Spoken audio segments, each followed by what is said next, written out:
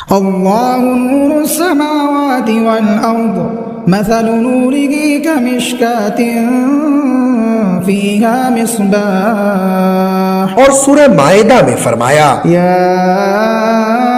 अय्युहर रसूल बल्लिग मा उन्ज़िला इलैका मिन रब्बिक। अस्सलामु अलैकुम वरहमतुल्लाहि वबरकातुहू। मैं हूं आपका मेज़बान फजल रहमान रहमानी। आज मुरखा 18 अगस्त है। पेश है दूरबीन की ताज़ा तरीन पेशकश।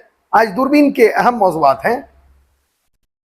मोदी हुकूमत ने डॉक्टरों के तहफ़्फ़ुज़ के पेश नज़र सिक्योरिटी कानून बनाने के लिए कमेटी बनाने पर रजामंदी का इजहार किया है। माहिरीन का कहना है कि बरसर इख्तिदार मोदी हुकूमत डॉक्टरों के आगे झुकने पर मजबूर हुई है। आज की दूरबीन में देखिए, मेडिकल तालिबा के साथ रेप और कत्ल के बाद जारी मुजाहरे के बाद हुकूमत को क्या मुतालबात तस्लीम करने पड़े। मगरबी बंगाल के दारुल हुकूमत कोलकाता में एक खातून डॉक्टर के रेप और कत्ल के बाद डॉक्टरों ने मुल्क भर में हड़ताल की कॉल दी है। वाकया के बाद से जारी एहतजाजी मुजाहरों की ताज़ा सूरत हाल आज की दूरबीन में देखिए। एनसीपी के सदर शरद पवार ने मोदी हुकूमत पर सख्त तनकीद करते हुए कहा कि मोदी जी 4 रियासतों में एक साथ इंतखाब करा नहीं सकते और पूरे मुल्क में कराने की बात करते हैं। शरद पवार ने मोदी हुकूमत के वन नेशन वन इलेक्शन की कोशिशों पर सख्त तबसरा किया। कांग्रेस पार्टी ने सेबी चेयरपर्सन को एक बार फिर हदफ तनकीद बनाया। कांग्रेस ने कहा कि एक और दिन कुछ और इंकिशाफात। कांग्रेस पार्टी ने इस सिलसिले में मजीद क्या कुछ कहा, तफसीलात में जरूर देखिए। मेघालय हाईकोर्ट ने सिंगल यूज प्लास्टिक पर पाबंदी आयद कर दी है। साथ ही हुक्म न मानने वालों से कसीर जुर्माना वसूली का हुक्म भी जारी किया गया। उदयपुर तशद्दुद के मुलजिम तालिब इल्म का घर बुलडोज कर दिया गया है। रियासत राजस्थान के उदयपुर में जुमा के रोज 2 तालिब इल्मों की लड़ाई के बाद कशीदगी का माहौल पैदा हो गया था। इस वाक़े के खिलाफ जबरदस्त हंगामा किया गया। इसके अलावा गाड़ियों को नजरे आतिश कर दिया गया और एक शॉपिंग मॉल में भी तोड़फोड़ की गई। रिटायर्ड जज बीडी नकवी का कहना है कि यूनिफॉर्म सिविल कोड लाने से कबल वजीर आजम को भारत की मुख्तलिफ तहजीबी और सकाफती रवायात को जानना चाहिए। उन्होंने मजीद क्या कुछ कहा, तफसीलात में जरूर देखिए। वक्फ बोर्ड तरमीमी बिल पर महाराष्ट्र के साबिक वजीर आला और शिवसेना यूबीटी लीडर उद्धव ठाकरे ने कहा कि वो किसी को भी वक्फ बोर्ड और मंदिरों की जायदादों को हाथ नहीं लगाने देंगे। इसके साथ उद्धव ने वजीर आला के ओहदे के बारे में भी अहम बात कही, तफसीलात जरूर देखिए। तुर्की में 131 मकामात पर जंगलाती आग भड़क उठी, जिसके बाद रिहायशियों को सेफ जोन मुंतकिल किए जाने का सिलसिला अब भी जारी है। खातून पहलवान विनीश फोगाट का दिल्ली एयरपोर्ट पर पुरजोश खैर मकदम किया गया। खातून पहलवान लोगों के इस्तकबाल और जोशो खरोश को देखकर जज्बाती नजर आई। आप हमें YouTube पर देखने के अलावा हमारे तमाम सोशल मीडिया पेजेस पर भी फॉलो कर सकते हैं। आप फिक्र नजर उर्दू का प्रोग्राम दूरबीन देख रहे हैं। कोलकाता में खातून डॉक्टर की इस्मत दरी और कत्ल केस के खिलाफ मुजाहरा कर रहे डॉक्टरों का एक मुतालबा मरकजी हुकूमत ने कबूल कर लिया है। हुकूमत ने कहा है कि वो सेंट्रल प्रोटेक्शन एक्ट के लिए कमेटी बनाएगी। मरकजी वजारत सेहत ने डॉक्टरों की सिक्योरिटी यकीनी बनाने के लिए हर मुमकिन कोशिश करने की यकीन दहानी कराई है। इसके साथ ही हुकूमत ने सभी मुजाहिरीन डॉक्टरों से ड्यूटी पर लौटने की अपील भी की है। हुकूमत की अपील पर डॉक्टरों की तंजीम फोल्डा ने कहा कि नुमाइंदों से बात करने के बाद वो कोई फैसला लेंगे। काबिल जिक्र है कि कोलकाता डॉक्टर अस्मत दरी और कत्ल केस मामले पर federation of resident doctors association, FORDA, Indian medical association IMA और दिल्ली के सरकारी मेडिकल कॉलेजों और अस्पतालों के रेजिडेंट डॉक्टर्स एसोसिएशन के नुमाइंदों ने नई दिल्ली में मरकजी वजारत बराए सेहत और खानदानी फलाह के अफसरों से मुलाकात कर अपने मुतालबात उनके सामने रखे हैं।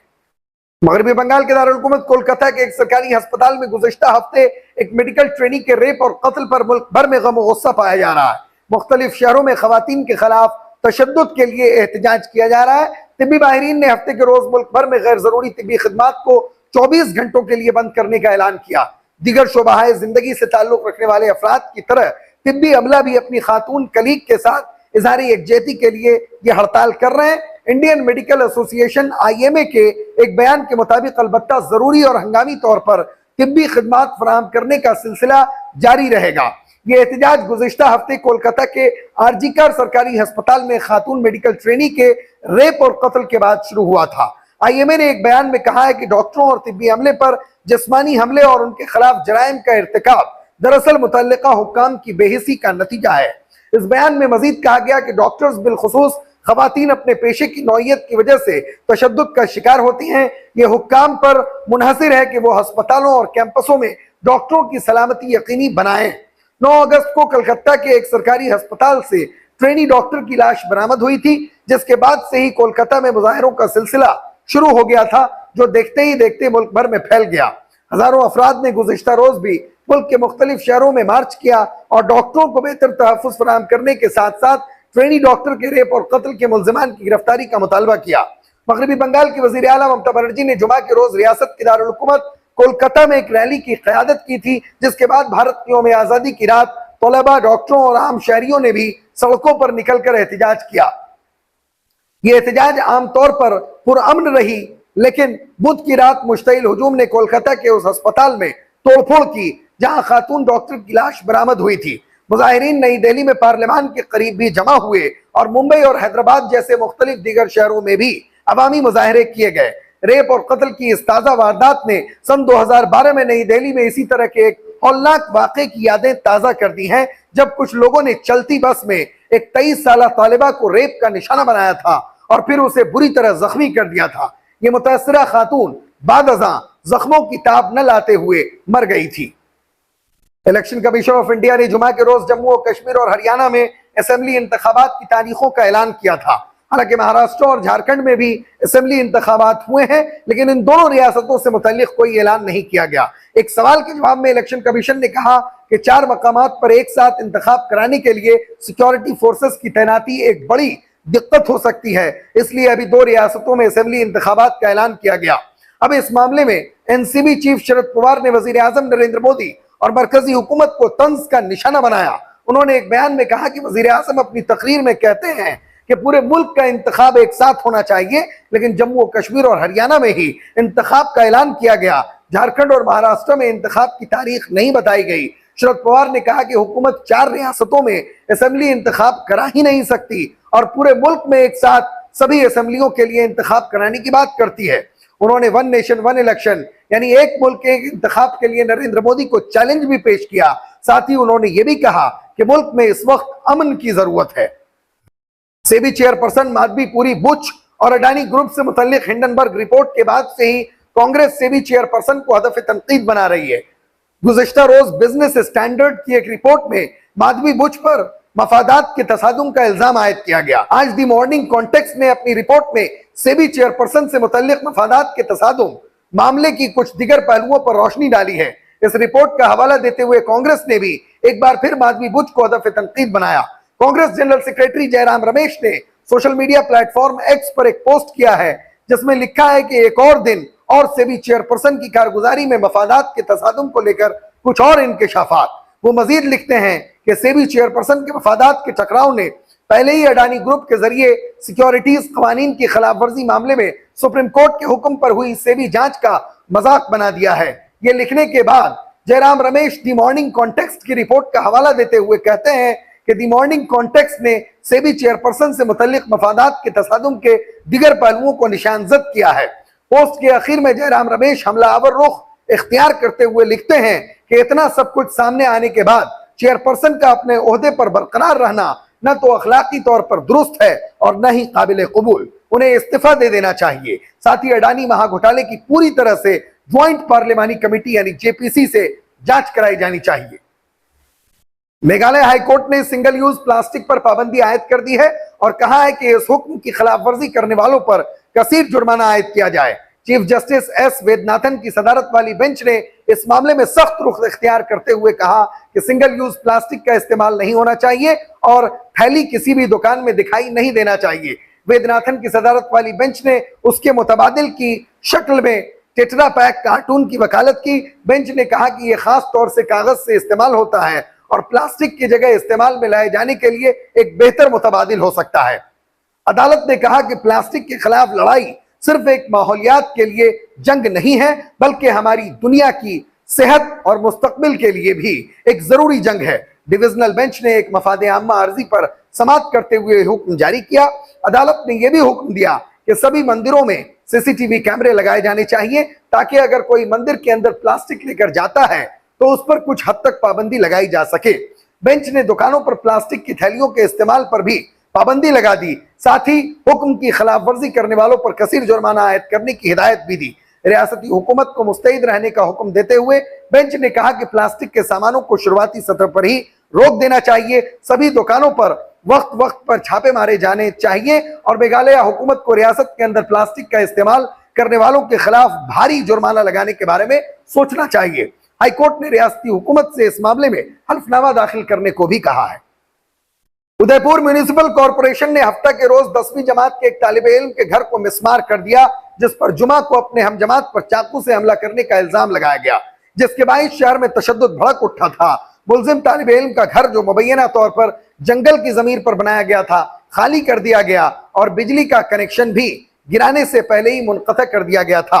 म्युनिसिपल कॉर्पोरेशन और महकमा जंगलात की जानिब से मकान पर नोटिस चस्पा करने के बाद इंतजाम की मुहिम दोपहर तकरीबन 12 बजे शुरू हुई। महकमा जंगलात के हुक्काम ने बताया कि यह मकान महकमा की मिल्कियती जमीन में गैर कानूनी तौर पर तामीर की गई थी। म्युनिसिपल हुक्काम के मुताबिक तहखाने में 3 कमरे, 1 किचन और 1 दुकान थी, जिन्हें मुनहदिम कर दिया गया है। ड्रोन के जरिए पूरी मुहिम की निगरानी की गई। महकमा जंगलात के जराये ने बताया कि तजावुजात हटाने के लिए 6 माह कबल नोटिस भेजा गया था, लेकिन अहले खाना ने इस पर तवज्जो नहीं दी। जुमा को शहर में उस वक्त तशद्दुद फूट पड़ा था जब एक सरकारी स्कूल में 10वीं जमात के एक तालिबे इल्म पर उसके हम जमात ने चाकू से हमला कर दिया। मुश्तइल हुजूम ने तकरीबन निस्फ दर्जन कारों को आग लगा दी, जबकि शहर के बाज़ हिस्सों से पथराव के वाक़यात भी रिपोर्ट हुए। इत्तलात के मुताबिक तलबा का ताल्लुक मुख्तलिफ बिरादरियों से था, जिसकी वजह से शहर में कशीदगी फैल गई। आतिशज़दगी के वाक़यात के बाद पुलिस की एक बड़ी फोर्स को तैनात किया गया, जिसे शहर के कुछ इलाकों में मुश्तइल हुजूम को मुंतशिर करने के लिए लाठीचार्ज करना पड़ा। भारतीय शहरी तहफ़्फ़ुज़ की दफा 163 के तहत इम्तिनाई अहकामात भी नाफिज किए गए थे। वज़ीर आला भजन लाल शर्मा ने जख्मी तालिबे इल्म के इलाज के लिए माहिर डॉक्टरों की एक टीम उदयपुर भेजी है, जिसमें एक neuro physician, neuro surgeon, nephrologist और दीगर माहिरीन शामिल हैं। लखनऊ के बालागंज इलाके में जश्न आज़ादी के सिलसिले में एक प्रोग्राम का इनेकाद हुआ, जिसमें लखनऊ की सरकर्दा और मुअज़्ज़ज़ शख्सियात शामिल हुई। रिटायर्ड जज बीडी नकवी ने मीडिया इदारा से बातचीत करते हुए कहा कि इस प्रोग्राम में नौजवानों, बुजुर्गों और खवातीन के माबैन जश्न आज़ादी के ताल्लुक से शहीदान वतन के वाक़यात बयान किए जा रहे हैं। उन्होंने कहा कि इस तरह के प्रोग्राम साल भर में कई बार होते रहना चाहिए, ताकि हुब्बुल वतनी का जज्बा बेदार रहे। रिटायर्ड जज बीडी नकवी ने मजीद कहा कि वज़ीर आज़म नरेंद्र मोदी ने लाल किला की फसील से यूनिफॉर्म सिविल कोड के हवाले से कहा कि मुल्क को यूनिफॉर्म सिविल कोड की जरूरत है, लिहाजा वो कहना चाहते हैं कि वज़ीर आज़म को आंध्र प्रदेश में हिंदू भाइयों की शादी के रस्म रिवाज और कानून को जानना चाहिए। वहां सगी भतीजी से शादी की जाती है, वहीं नागालैंड में दूसरे कवानीन हैं, पसमानदा जात कबाइल के दूसरे कवानीन हैं। इस तरीके से मुल्क के अलग अलग इलाकों की अलग अलग रस्म रिवाज हैं। लिहाजा वज़ीर आज़म को इन तमाम कबाइल और पसमानदा जात के बारे में और उनके कवानीन के बारे में मालूमात हासिल करनी चाहिए, उसके बाद यूसीसी पर बात करनी चाहिए। उन्होंने कहा कि इस मुल्क में बेशुमार मज़ाहिब फिक्र के मानने वाले हैं और उनको एक धागे में हरगिज नहीं पिरोया जा सकता, और हिंदुस्तान की खूबसूरती है कि यहाँ मुतअद्दिद तहजीब व सकाफत को मानने वाले मौजूद हैं। उन्होंने मजीद कहा कि वज़ीर आज़म अगर इस मसले पर तवज्जो दें कि गरीब अमीर का मुकाबला करें, मुल्क में कोई गरीब न रहे, तो इसका इस्तकबाल किया जाए।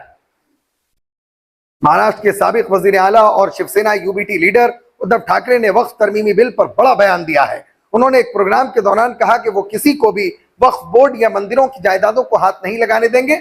उद्धव ने वज़ीर आला के ओहदे के बारे में भी अहम बात कही और कहा कि वो महाविकास अघाड़ी इत्तेहाद में वज़ीर आला के ओहदे के बारे में बात कर रहे हैं। उद्धव ठाकरे ने कहा कि महाविकास अघाड़ी इत्तेहाद को वज़ीर आला के चेहरे का फैसला करने दें। कांग्रेस और एनसीबी एसपी को अपने अपने वज़ीर आला के उम्मीदवार का नाम तजवीज़ करने दें, वो उनका साथ देंगे। उद्धव ठाकरे ने कहा कि वो ऐलान कर रहे हैं कि अगर कोई वक्फ बोर्ड या किसी मंदिर या मजहबी अमलाक को छूने की कोशिश करता है तो वो उसे ऐसा हरगिज नहीं करने देंगे। ये उनका वादा है। ये किसी बोर्ड का सवाल नहीं है, बल्कि हमारे मंदिरों का मामला है। जैसा कि शंकराचार्य ने कहा कि केदारनाथ मंदिर से 200 किलो सोना चोरी हुआ है, इसकी तहकीकात होनी चाहिए। उद्धव ठाकरे ने कहा कि बीजेपी के साथ इत्तेहाद के बाद उन्हें एक बात का एहसास हुआ है कि उन्हें इस पॉलिसी पर अमल नहीं करना चाहिए कि जिस पार्टी के इत्तेहाद में ज्यादा से ज्यादा रुकने असेंबली होंगे वही वजीर आला बनेगा। हमने बीजेपी के साथ इत्तेहाद करते हुए पिछले इंतखाबात में महसूस किया है कि पार्टी इत्तेहाद में शामिल दूसरी पार्टी के उम्मीदवारों को कमजोर करने की कोशिश करती है ताकि खुद ज्यादा से ज्यादा असेंबली सीट जीत सके। इसलिए वो सिर्फ ज्यादा रुकने असेंबली वाली पार्टी को वजीर आला का ओहदा देने के हक में नहीं है। उद्धव ठाकरे ने कहा कि महाविकास अघाड़ी इत्तेहाद को वजीर आला के चेहरे का फैसला करने दें, कांग्रेस और एनसीपी एसपी को अपने अपने वजीर आला के उम्मीदवार का नाम तजवीज करने दें, हम उनका साथ देंगे। हमें महाराष्ट्र और मुल्क की बेहतरी के लिए काम करना है और वो 50 धोखाबाजों और गद्दारों को भी जवाब देना चाहते हैं कि लोग हमें जानते हैं और उन्हें नहीं। तुर्की के हंगामी हालात से निपटने वाले इदारे AFAD ने समाजी राब्तों की वेबसाइट एक्स पर लिखा था कि गुज़िश्ता हफ्ते के दौरान अजमेर, एडन, होलो, बोगला और मनीसा नामी शहरों समेत कुल 131 मकामात पर जंगली आग भड़क उठी, जिनमें जरी और जंगलाती जमीन शामिल है। तुर्की के सरकारी नशरियाती इदारे TRT के मुताबिक तुर्की के तीसरे सबसे बड़े शहर अजमेर में जुमा की शब जंगलाती आग एक अपार्टमेंट कम्प्लेक्स और सनती इलाके तक पहुंच गई, जिससे खौफ व हरास फैल गया। अजमेर के इलाके यामानुल्लर में रात गए 17 अपार्टमेंट्स उस आग की लपेट में आ गए, जबकि 105 मकानात और 44 कारोबारी मराकज को खाली करा लिया गया। ये बात तुर्की के वजीर बराए ज़राअत व जंगलात इब्राहिम योमाकली ने आज हफ्ता यानी 17 अगस्त की सुबह अजमेर में नवानिगारों को बताई। योमाकली के बकौल अजमेर में लगी आग रिहायशी मरकज के लिए खतरा नहीं है।